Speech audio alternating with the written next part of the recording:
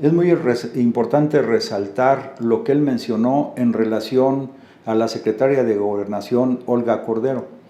Y ustedes saben que ella fue ministro, entonces ella también tiene una gran experiencia en todo el tema de carácter jurídico, legal. Y entonces el presidente, en relación a la liberación de la madre de uno de los líderes de uno de los cárteles en México, cómo fue liberada, que quedaron muchas dudas, dijo el presidente.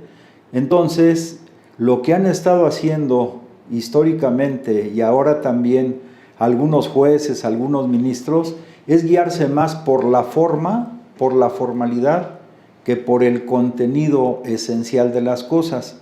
Entonces, en este caso, y no solamente en este, sino en diversos casos, los abogados utilizan las formalidades y los jueces y ministros, sobre todo que caen en la corrupción, pues utilizan los aspectos formales y no los aspectos reales que llevaron a cometer algún ilícito. Entonces, en este caso, pues pusieron libre, repito, en este y en otros casos han puesto libres a personas involucradas en la delincuencia. ¿Por qué razón? En general, porque dicen que no se cumplió el debido proceso, que la orden del juez no estaba todavía o que la orden del juez para un cateo llegó tarde. Pero la tesis que hoy planteó el licenciado López Obrador, que además ya hay jurisprudencia al respecto, básicamente es la siguiente. Fíjense, cuando hay información, esta es la tesis, cuando hay información de que al interior de un domicilio se está cometiendo un ilícito, entonces hay flagrancia. O sea que entonces puede intervenir en ese momento y no requiere la orden del juez ni se llegó antes o después.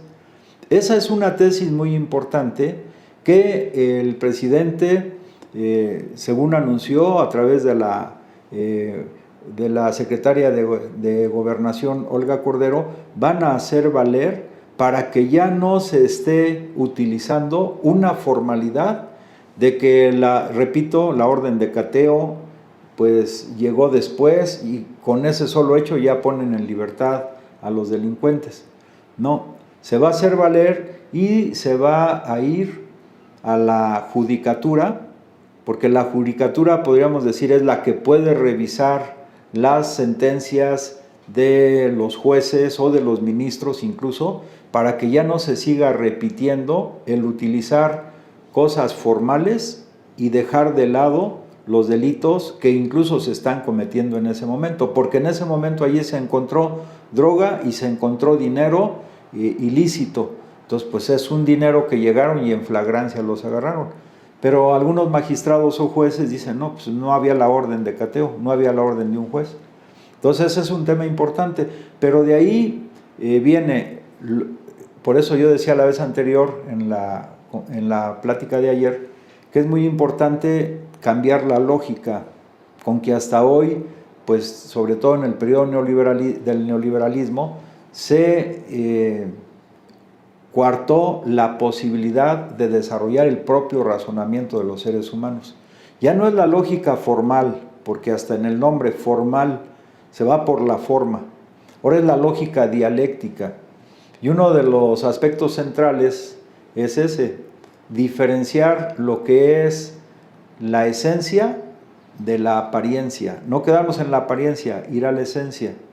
Distinguir entre la forma y el contenido profundo de las cosas.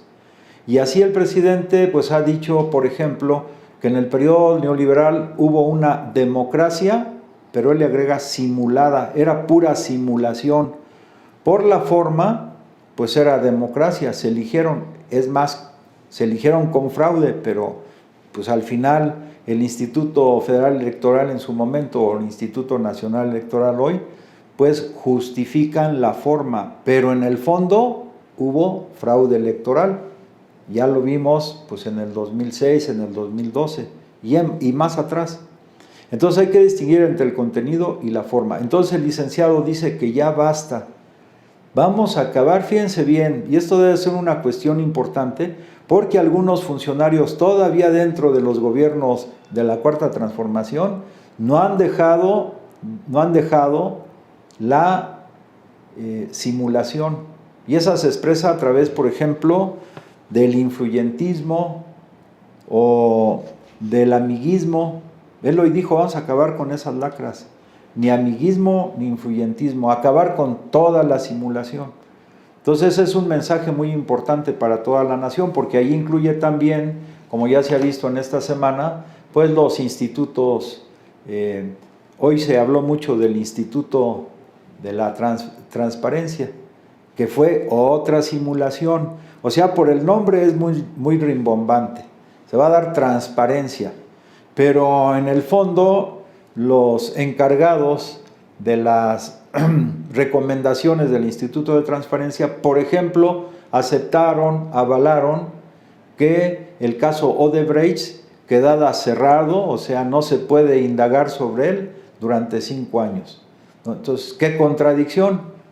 De palabra y por la forma, Instituto de la Transparencia. En el fondo, pues no hay ninguna transparencia, más bien podría ser el Instituto de la Opacidad. Entonces, nos vamos quitando la venda. Todo lo que nos engañaron en todo ese periodo, pero lo hacían en parte porque utilizan esta lógica que nos enseñaron desde niño a todos. La lógica formal que se basa en el principio de identidad. A es igual a A y siempre será igual a A.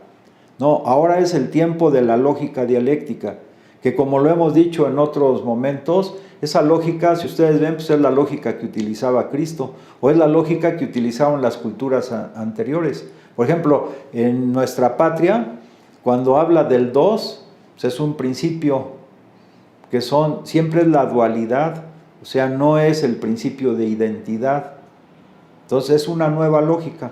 Yo sobre este tema les había dicho que en la educación en nuestro país, sobre todo en el periodo de la construcción de los SHs, se utilizó mucho esto en las materias que se daban. Un libro así clásico pues son los de Marta Harnecker, por ejemplo. Todas las tesis del materialismo dialéctico y las 3 leyes de la dialéctica, la ley de la unidad y lucha de contrarios, la ley de los cambios de cantidad en calidad, y cuando hay cambios y transformaciones como los que está viviendo el país, hay un rompimiento, y de lo que acumuló, de todos los males que acumuló el periodo neoliberal, estamos transitando a un nuevo régimen que trae más felicidad y más beneficio para nuestro pueblo. Pero eso se explica de acuerdo a la segunda ley de la dialéctica. Los cambios de cantidad, más miseria, más pobreza, más injusticia no pueden ser eternos. De acuerdo a esta ley debe llegar un momento de rompimiento y dar paso a un nuevo régimen. Esa es segunda ley de la dialéctica. Tercera ley es la ley de los cambios del desarrollo en espiral. Aparentemente se llega al mismo punto, pero sobre una base superior. O también se llama ley de la negación de la negación. En ese tenor quiero comentar algo más que dijo el presidente hoy, que es sumamente importante. Compañeros, esto es lo mejor. Y entonces hay que distinguir entre lo objetivo y lo subjetivo, que también, de acuerdo a la dialéctica, siempre hay una dualidad. Lo objetivo y lo subjetivo. En este caso, por ejemplo, el presidente hizo una crítica a la CEPAL, porque un periodista le dijo, bueno, la CEPAL acaba de hacer un estudio, y de acuerdo a ese estudio, pues la recuperación de México va a tardar varios años. Entonces el presidente respondió, fíjense bien, dice, es que la CEPAL, a ellos, a sus miembros, los embarga un sentimiento pesimista. Están todavía ligados al Fondo Monetario Internacional. Muchas de sus concepciones, proyecciones, predicciones se basan en lo viejo, en lo que ya está muriendo. Y no lo entienden. ¿Por qué? Porque no han desarrollado un pensamiento dialéctico. La realidad no está muerta, ni estable, ni estática. La realidad va cambiando. Y ahorita, en este momento de cambio, muchos, aunque sean intelectuales, incluso algunos de buena fe, o algunos doctores en economía o maestros en economía, si no cambian la estructura mental, sobre todo una nueva lógica, pues se van a quedar en el pasado. Ahora sí que se están quedando algunos de la CEPAL, como dice el dicho, camarón que se duerme, se lo lleva la corriente. Y ojalá y no, porque hay gente inteligente, pero repito, las concepciones y sobre todo el tema ideológico ya cambió, es otra cosa que se está construyendo. Entonces ellos hacen un análisis, por ejemplo, desde el punto de vista económico. Está bien, pero los modelos que utilizan ya están caducos, porque ya pasó el periodo neoliberal. Pero no solamente aquí interviene lo económico, también interviene el factor psicológico y también el factor cultural y el factor ideológico. Entonces, por ejemplo, si nos fuéramos a las ciencias, la física da fórmulas exactas, la física clásica, fuerza igual a masa por aceleración, muy bien. La economía utiliza modelos matemáticos, sobre todo en muchos, pues la cuestión estadística. Y también han utilizado ecuaciones diferenciales y demás, pero son modelos. Y los modelos, pues pueden explicar parcialmente unas cosas y otras no. En la psicología, pues también se utiliza mucho pues, la estadística. Pero yo quiero que me digan qué fórmula matemática puede expresar los sentimientos culturales de un pueblo. No hay. O incluso si nos vamos al ideológico, quisiera una fórmula así matemática que me dijera, a ver, si en una marcha se juntan 1000 gentes, el resultado invariablemente va a ser tal, éxito o fracaso. No lo hay. Entonces ahorita, fíjense bien por favor, lo que nosotros también debemos elevar a otro orden superior, también son los aspectos subjetivos, no solamente los objetivos. Y en general, las ciencias que ya dije, sea la física, la economía, en parte la psicología, más ponen la atención o ponen como el centro de la atención es lo objetivo. Pero ¿dónde dejan lo subjetivo? Y dentro de lo subjetivo, hoy el presidente de la República, por eso no cabe en la mente de algunos que no, propiamente no científicos, cientificistas, o sea que hacen de la ciencia un dogma, piensan que afirmación de hoy es válida para todo el tiempo. La afirmación en el periodo neoliberal era válida para todo el tiempo. Pues no, porque ya no estamos en el neoliberalismo, ya cambió. Entonces el presidente hizo alusión, fíjense por favor, al factor subjetivo de los mexicanos, lo más profundo, la cultura sobre todo. Y dijo él, México es un pueblo muy laborioso. Hay que exaltar el optimismo de los mexicanos. Hay que decirle a todos que estamos en la cresta de esta gran transformación. Y entonces ese optimismo, esa confianza en el futuro, ese cantar al futuro en lugar de cantar a la muerte del pasado, genera en todos los seres humanos una fuerza que no se puede medir ni se puede expresar por una fórmula matemática. Por eso digo, es el factor subjetivo. Entonces, para vencer retos fuertes, no se puede ir a una lucha con la moral baja, con la autoestima baja, como nos acostumbraron en el periodo neoliberal. Se va a una lucha con la mente y la autoestima en alto, el optimismo sobre todo. Y eso puede romper limitaciones objetivas. Así ha pasado en muchas veces. ¿Quién no ha escuchado, por ejemplo, que cuando hay un terremoto y se cae una viga muy pesada y deja atrapado a un niño, la madre corre y saca fuerzas, pues que en tiempos normales sería imposible que lo hiciera? Saca fuerzas y levanta la viga.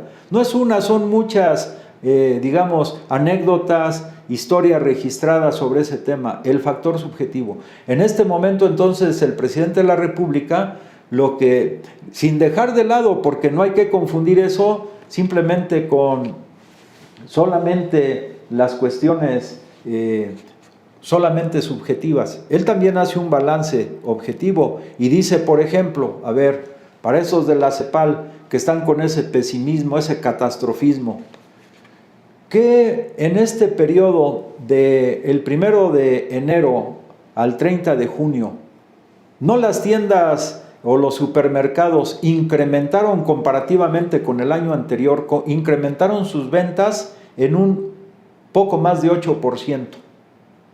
¿De dónde salió ese dinero? ¿Cómo es que aumentan sus ventas en periodo de crisis? Debiera ser al revés, de acuerdo al análisis lineal del modelo neoliberal. Pues no, en época de crisis hubo mayor capacidad de compra de muchos mexicanos. ¿Por qué hubo más capacidad de compra? Porque el gobierno, por ejemplo, pues está dando una serie de apoyos que benefician a 20 millones de familias mexicanas. Y van a llegar a 25 millones, que va a ser el 70% de las familias. Y entonces, entre otras cosas, por ejemplo, adelantó el apoyo que da a los adultos mayores, lo dio 2 meses juntos, y ahorita está haciendo lo mismo, pero van a ser 4 meses juntos. ¿Por qué? Porque el licenciado López Obrador pues no es ingenuo en esto tampoco. Entonces, ¿cómo explicarían con las tesis neoliberales que en una época de crisis, quisiera decir, con ese pensamiento lineal neoliberal, en una época de crisis, en lugar de reducir las ganancias de los grandes centros comerciales, aumentaron en 8% comparativamente con el año anterior? No se puede explicar con esas tesis viejas. Entonces el licenciado López Obrador también, por ejemplo, dijo, pues a pesar de todo, las remesas, igual comparativamente del 1 de enero del año pasado a junio del año pasado, los primeros 6 meses del anterior con respecto a este año, las remesas se incrementaron en un 10%. Caray, pero si hay crisis y en Estados Unidos hay un desempleo muy grande, ¿cómo? Pues ahí está el factor subjetivo. O sea, los mexicanos radicando en el exterior saben que acá están sus familias y hacen un esfuerzo adicional. Ese es el factor subjetivo. Eso no lo miden los modelos neoliberales. Por eso el licenciado López Obrador ha dicho que no es suficiente la medición del Producto Interno Bruto, porque eso no mide el bienestar ni el desarrollo económico de los pueblos. Mide nada más el crecimiento. Pero el crecimiento pues se acumula en unos cuantos bolsillos. En cambio, el desarrollo económico se expande a más bolsillos. Ahora hay otra tesis que él ha planteado. Fíjense bien. Antes se decía, por eso todo cambia, esto es dialéctico. Antes se decía que si llueve arriba, gotea para abajo. Hoy el presidente ha dicho al contrario, y ahorita demostramos eso para los que tengan duda, incluso para los economistas que tengan duda. Él dice, mejor apoyar abajo, porque si se apoya a los de abajo, sube para arriba. Esto es como, lo otro era lluvia, ¿no? Llueve arriba y se transmina para abajo. No, esto es como el fenómeno en química, la sublimación. Abajo se calienta lo sólido y sube, y arriba se sublima, o sea, se vuelven a formar los cristales, lo sólido de nuevo. Entonces, abajo hubo poder de compra mayor, en parte por las remesas y también, sobre todo, por los programas del gobierno. Y eso que abajo se distribuyó, se sublimó hacia arriba, beneficiando en 8% más a estas empresas, a estas supertiendas o centros comerciales. ¿Qué fórmula, qué modelo neoliberal explica esto que el licenciado López Obrador, el presidente, ha explicado de manera detallada, simple, para que lo entienda toda la población? Bueno, pues ahí lo demostramos. Tiene razón. Y así como tiene razón en esta parte de que es mejor apoyar abajo para que les llegue a los de arriba, pues también evidentemente que sabemos que hay razón en que la CEPAL o otros economistas deben de abandonar su esquema pesimista. México va a salir adelante, pero en ese salir adelante va a jugar mucho la voluntad, la decisión, la firmeza de nuestro pueblo y la esperanza que tenemos en un futuro mejor.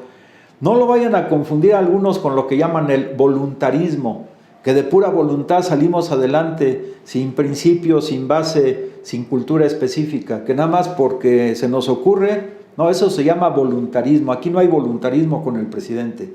Aquí hay un análisis sereno, hay otros factores, otros parámetros para medir los fenómenos económicos, pero recuerden que los fenómenos económicos no están desligados de la posición psicológica de las personas, de su cultura, y sobre todo en este momento de cambio, como él dice, estamos en la cresta de la ola transformadora, y eso nos sentimos todos orgullosos. Y por otro lado dijo, y lo estamos confirmando en la práctica, a pesar de los designios pesimistas de otros, de que ya topamos fondo, ahora vamos para arriba. Dijo que hubo 550,000 desempleados en abril, 325,000 en mayo, menos de 100,000 en junio, y ahora vamos para arriba, y no nada más se van a recuperar el cerca de 1,000,000 de empleos que se perdieron, sino se va a recuperar, a crear 2 millones de empleos nuevos, por lo menos, ¿sí? Entonces, si te gusta lo que platicamos aquí, pues nos podemos comunicar a través de las redes que aparecen en la pantalla. Te agradezco tu paciencia y tu atención. Muchas gracias.